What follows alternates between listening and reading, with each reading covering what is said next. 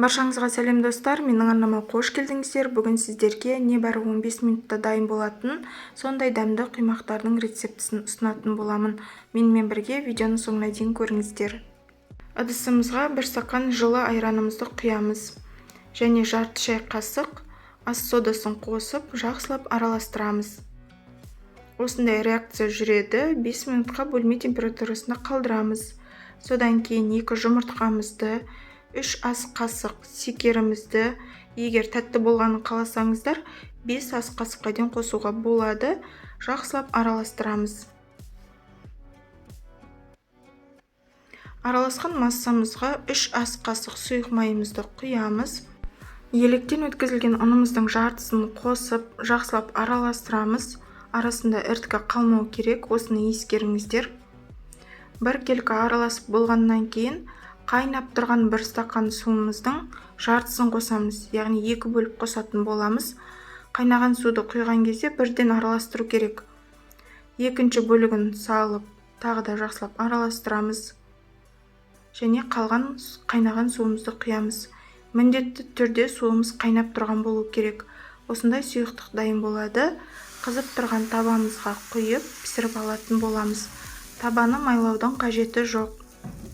Соның өзінде жабыспай әдемі болып піседі.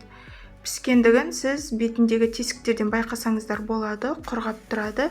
Шеттерін силиконды лопаткамен түртіп, қолыңызбен аударасыздар.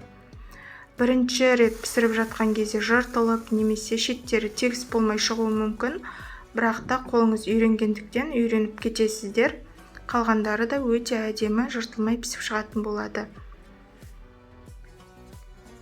Құймақтарымызды ыдысқа салған кезде міндетті түрде сары май жағуды ұмытпаңыздар. Сол кезде құймақтарымыз өз жұмсақтығын сақтайтын болады. Барлығын осы реттілікті сақтай отырып пісіріп алатын боламыз. Бір жасағаннан керемет болып шығады. Сондай дәмді таңғы асқа, түскі ас немесе кешкі асқа шайға қосып ұсынсаңыздар болады. Мінекей біздің құймақтарымыз дайын болды. Сондай әдемі, жұп-жұқа, керемет болып шығатын рецепті сізде жасап көріңіз. Ешқандай да айранның немесе соданың дәмі шықпайды. Сондықтан жасап көруге кеңес беремін. Достар, егер менің видеом сіздерге ұнаған болса, арнама тіркеліп, лайк басып, пікір қалдыруды ұмытпаңыздар. Алдағы уақытта қандай видео күтесіздер, комментарий бөліміне қалдырыңыздар. Бұл құймақтарды салмамен де салмасыз да тұтынсаңыздар өте дәмді, астарыңыз дәмді болсын.